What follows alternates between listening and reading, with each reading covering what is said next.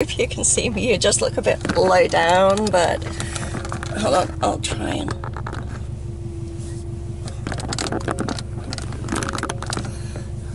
Alright, you should be able to see me. We should be able to have a chat. See, I knew something was gonna happen with it. I'm on a new journey today. I'm leaving from Dunedin and I'm going to Katangata, which is down south, to see a friend who is going to You're over the speed limit. Help me with my car.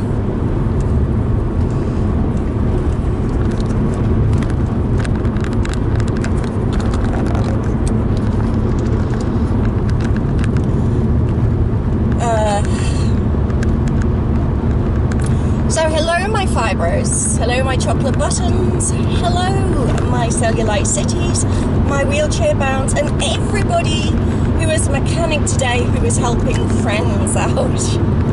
And obviously there's a reason why I'm saying that, because I am going away, I am journeying, I am going to Katangata, which is down south from Dunedin, to see an old friend,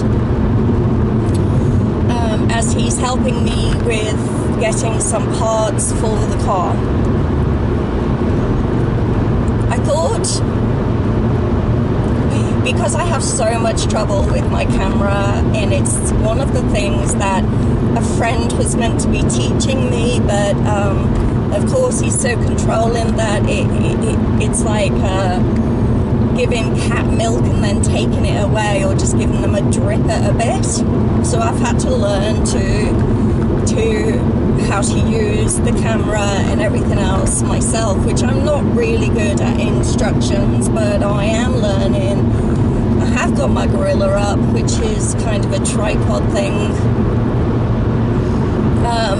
and I put power on, and then of course when I got in the car it said full, so I've had to stop and buy a 64 gig SD card, memory card. It was blooming $70. $70 is just outrageous. And me being English just hates paying the normal price, and it was actually in one of the $2 shops. We have $70 in the $2 shop. You're over the speed limit. I'm gonna switch that bloody thing off, because it's gonna drive me insane. So I know that the last thing that I left up was quite negative, and I didn't mean to leave it so long to put something else up, but I tried. Normally I just post whatever is on my mind. It doesn't matter about the quality, it matters about that I'm actually getting it out there. But there's been so much happening that I did do a couple of videos before this, and it didn't come out right, and I had to be careful of how I said things. So there's been quite a few things that has been going on. First of all, my son got in a fight because someone had cut him up. He stuck the finger up to them. The guys in the car turned around and went after him and decided to punch him through the window, which was open, and his tooth had gone through the inside of his mouth. Then when he got out to fight, obviously the guy was quite a good fighter as well, so Akira had grappled underneath his legs, and he landed on the floor, which meant that he'd hit the opposite side, so eventually it ended up as a hole through his face. So we went to hospital. He had 16 stitches, even though it was a small scar, which was very sad, because we thought he would just get a few stitches and it would be over with, but his jaw was not moving too good either. The triage nurse there was absolutely brilliant. She was just throwing, because it was O week in Dunedin and orientation week can be quite bad. It can be anything from lighting couches on fire to tipping over cars. So, of course, lots of young people had, been throwing down drink, and they were very, very drunk. And they were coming into hospital on what they called the shopping trolleys. So she was not really having any of it whatsoever. So if they started laughing or playing up or acting stupid, she was just throwing them out, really. She did ask Akia lots of questions, like, were you at the O week, were you drinking, all of that sort of stuff. So he got through quite quickly. It took a couple of hours, but I know that's quick. In New Zealand it's quick anyway. I know in other countries you can sit there for many, many hours. It's so hot, I'm just going to have to put the air conditioning on because it's like, so I'm really sorry about the noise. Switch it down, there you go.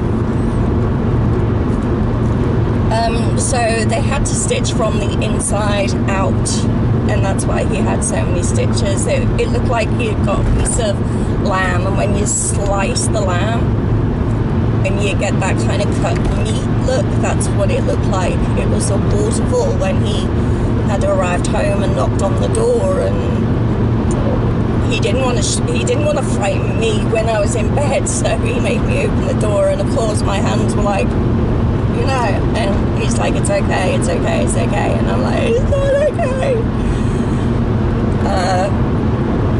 But I guess they're the things that you go through when you fight. So that was the first thing. The other things is I'd been to the dentist a couple of times, and I found that the numbing solution was actually not working on my body anyway. It wasn't numbing the gums, so I had my teeth done without it because it was making my body really shake and go into like trauma. But I have got them done. See, so it does look a lot better. I haven't got any holes or anything at the back now, so that was major. I still have to go every week for the next maybe 4 months to get a plate, so I've got just the teeth at the back done. And what else? Normal life situations. I was in bed for a couple of weeks and just couldn't break free, couldn't get rid of the pain. It was debilitating for some reason. And after all that, I got rang up by the chemist and told that my Xanax is no longer subsidised in New Zealand, and it's too much to be able to pay for it, because even though I get a disability benefit, they will only top it up so much, and I think I'm at the top at the minute.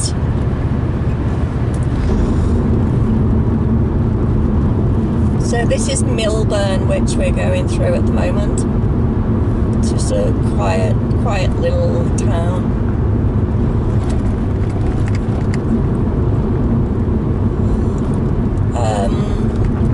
Also, I have a stepdaughter who is now 25, nearly 26, and from when she was the age of a couple of years old, I have looked after her on and off for many years, until 9 years ago when me and her father had broken up. And I wanted to adopt her at that point. But she wanted to go home. It was just devastating for her, what has been going on, and she couldn't get it in her head right. But she hasn't spoken to me for those kind of 9 years.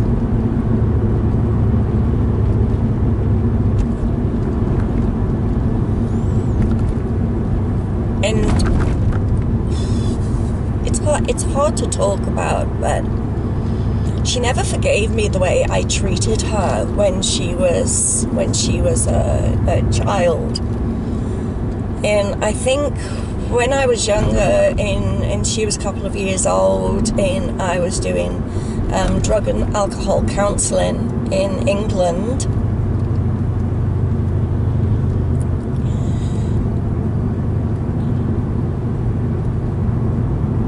her dad and I had kind of known each other for a while, and he was going through hardship with his girlfriend, who had got pregnant on purpose and ended up having twins, and she was pregnant at that time. Me being me, decided, oh yeah, he really needs some help, and I can help him, and I'll talk to him, and all that sort of shit. Never figured that I would get so emotionally involved and take over the care of the children, because I never wanted to make mistakes again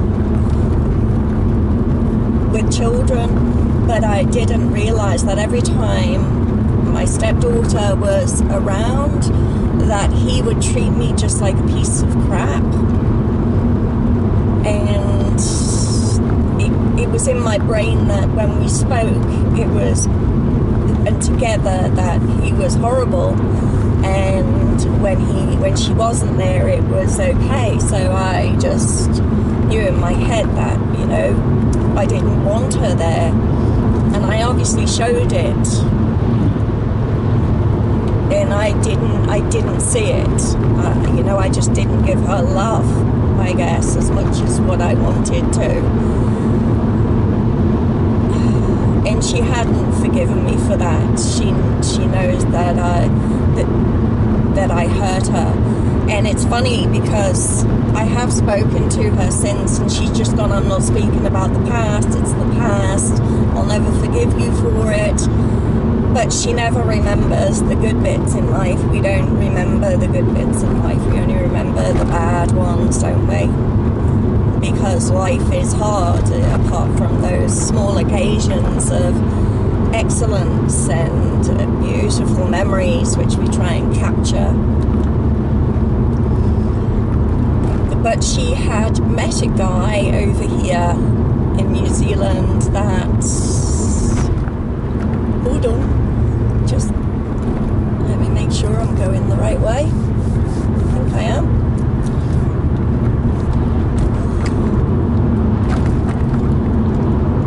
So she had met a guy over here. And to start with, he was very nice. He was younger than her. He's only 18, 19. Very tall guy, very large guy. And he was in the same school as what my son was, so they actually knew each other. And after a while, he started in his bad days, or his bad thoughts, he would degrade her, calling her a slut and fat, and using all of the information that he could on her as ammunition, which was so sad. But she kept going back to him, and the other family couldn't understand why she kept going back to him. And I did. I knew why you go back. You think that, they'll change and that they'll figure themselves out and they'll come back as a wonderful person. So the wonderful person that you actually met in the first place. And as time goes on, the wonderful person becomes less and less and less, and they just show you in any evil way that they can of how they're feeling. So they literally portray that nastiness onto you. And I know that. I've been through that. I've sat with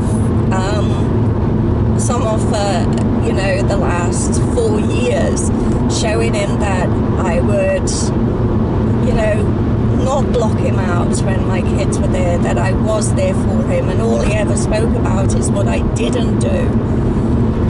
And the negativity just became more and more and more and more. And even though, he'd stolen off me out of my credit card, which eventually ended up in me being bankrupt, I should have gone and fucking knocked his block off and got the computer back, which he bought from the money. But I didn't, because I wanted to show him that not everybody will leave him, and that some of us are different. But there's so many times that you can be thrown about with emotions. And I'd owed him $5 for a cup of coffee that he'd bought for the guy that is staying with me at the moment. And he just never shut up about it. He was like a fucking 3-year-old, just being jealous of this guy who was there. His brother didn't help because he kept winding him up as well with untrue stories. But when I'd asked for my weed eater back and he'd said no, it really fucking made me absolutely mad. When the other day when Licia was at home, I picked up the phone to him knowing that it would cause drama, knowing that it could have jeopardized mine and her relationship. But I wanted to tell him that his brother was sick with stage 4 with his psoriasis of the liver, considering he didn't believe that his brother was sick in the first place. And all he did was spoke about himself in just bullshit. And I just see the bullshit now. And after me really getting to the stage where you saw on the last video, it was the only person that I'd rang up and asked, could you help me? I've never asked for your help before. Could you please just help me? And he got the text message but decided no, he was just not going to do anything about it because he wanted to show me what a bad mood he was in, considering he promised constantly it didn't matter what I was up to, what I was doing.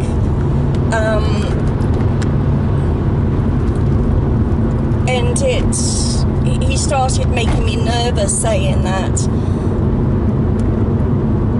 things like that he has bad thoughts and he'll always be watching me, and